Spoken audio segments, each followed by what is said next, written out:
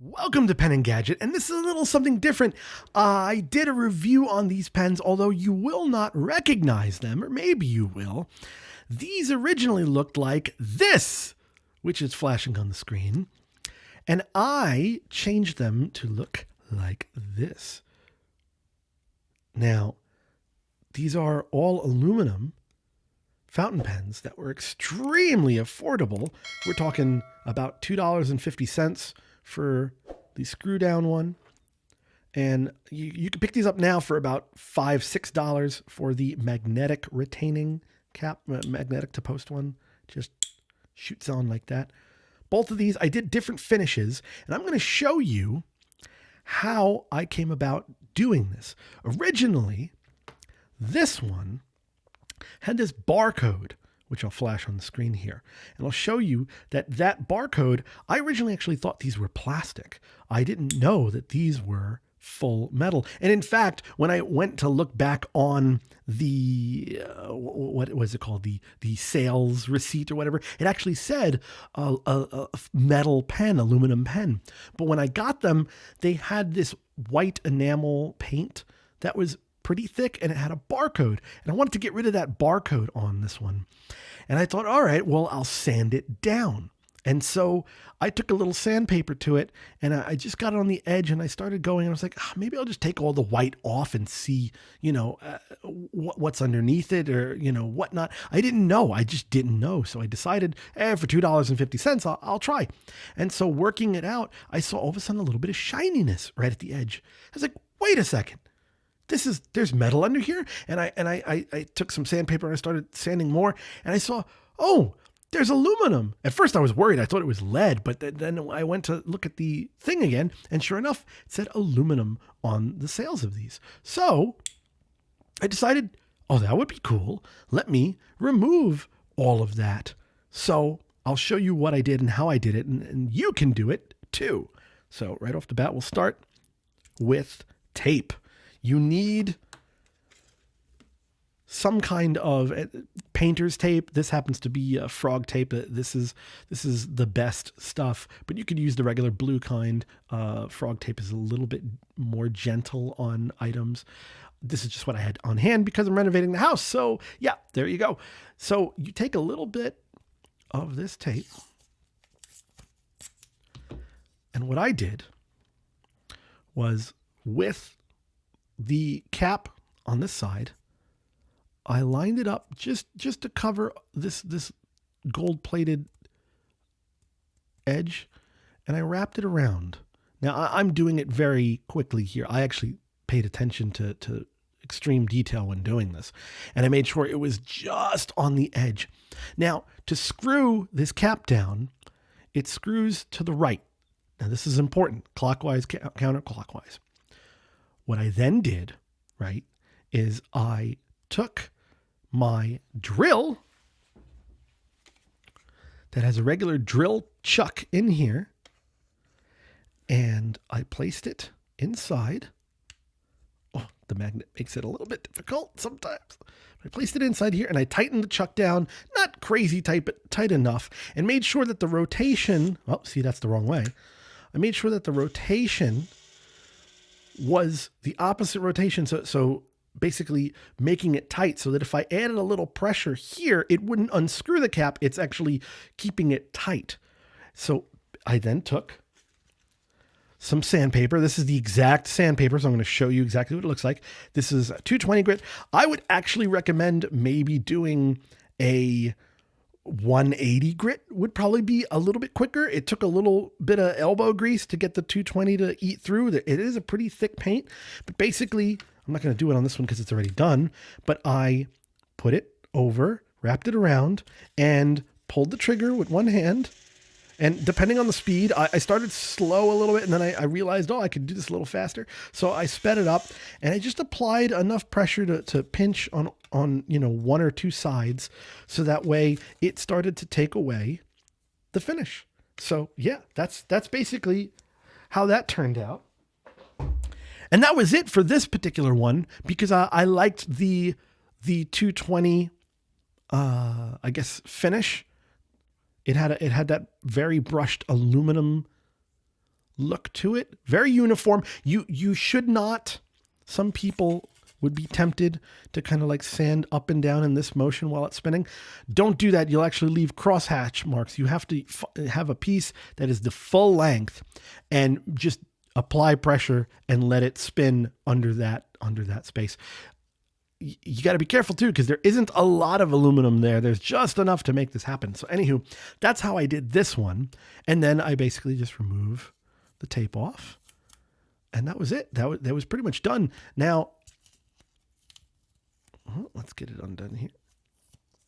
You basically end up like this. You have to be very careful to mind that ring. Now, if you couldn't get your tape to be at the very edge and you couldn't get it super fine, what you can do is take the cap off and take this apart. So undo this part as well. Okay. And then put a little bit of that tape around this edge instead. And again, I took my time. I'm just rushing and doing this through the camera right now. But basically you want to do something like that. And then I just cut off the excess. And then I did another tape around here, put it in the chuck of the drill, and then spun it around so I could get at the very edge there so that there was no step or anything. And that'll make it perfect. So that way it looks just like this one, because that's what I did actually with this one as well. So let me put this back together, and then I'll show you what I did with the other one. That is the different version. Now, if you want to do the cap, it's the same for this. I'll explain it to you how I did the cap. Basically the same thing. So this one, I went for a different finish. So I started removing the paint with the 220. Okay, same thing, putting the tape on this end, making sure it didn't get on the, or make sure it covered these gold plated sections. I did, you know, I covered everything that would get damaged, bit it in, made sure the rotation was right, and did the same thing. However, I went further with the sanding from 220. I then went to this, which I have to grab. I went to a green Scotch Brite, and I just did, you know, same thing with the sandpaper, but put it in there and squeezed it around so it was in that little center, and made sure I did not move it back and forth. I just left it as is. You have to kind of be delicate with this. You have to add even pressure, you know, maybe do the speed at a higher speed when you're doing it, but you don't want to move back and forth. That will not give you this, you know, smooth brushed even finish. It'll end up giving you hash marks.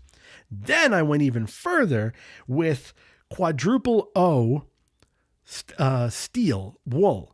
And I took a little piece off of it like this. As you can see, this is the actual piece. I made a little circle, and this was bigger, but I held it down. And this one I did go up and down a little bit with, but overall you shouldn't do that. You should stay, you know, relatively centered. But to smooth things out a little bit, I did move up and down a tiny bit with the steel wool because it's quadruple O. And that's what gives it this very refined, silky feeling metal. So then I had to do the cap.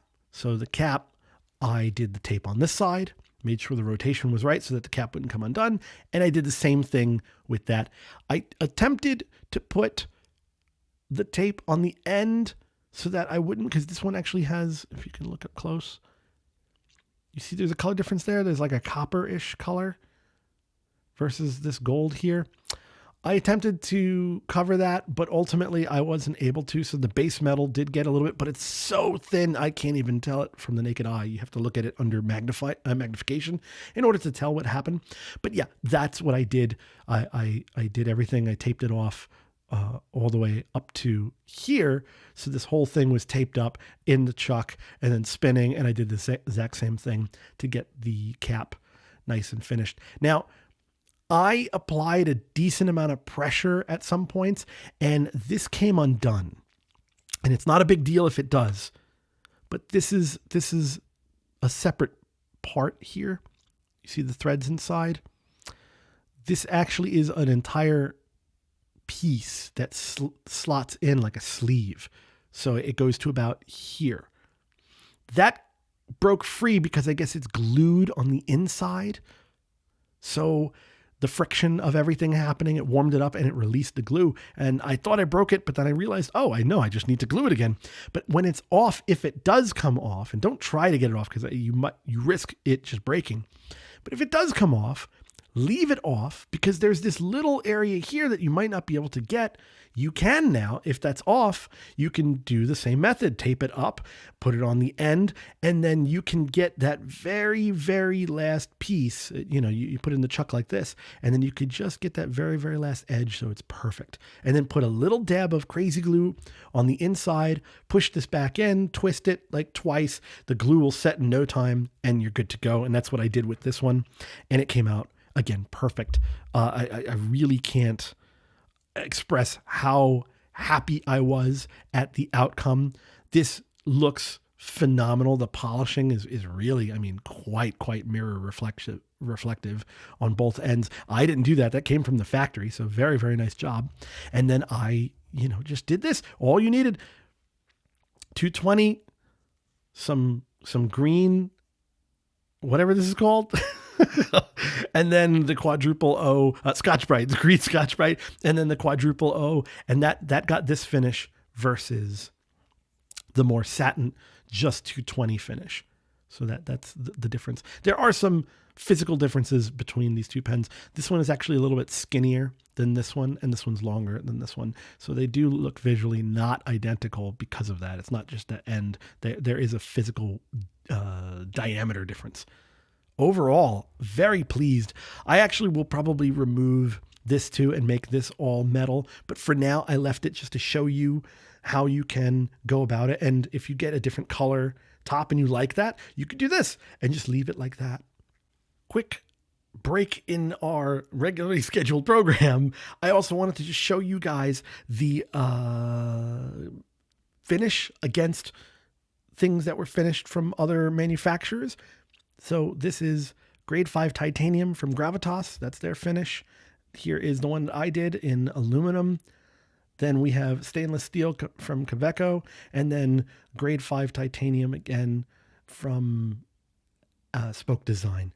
And then this is the brushed aluminum. So as you can see, if you want to get that stainless steel or titanium look, it's very, very close. Very, very nice. You can go for that softer aluminum look like this one, or you can get in with the extra high polishing and get a nice finish that matches all of your other stainless steel or titanium pens. Anywho, back to whatever I'm yamming on about.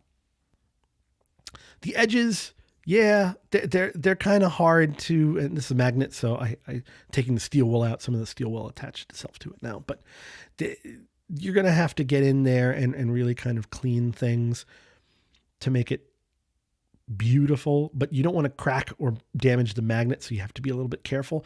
I would use the quadruple O and just push it on a little bit to polish it, but I wouldn't use sandpaper or anything because you're going to damage the magnet, and you don't want to do that.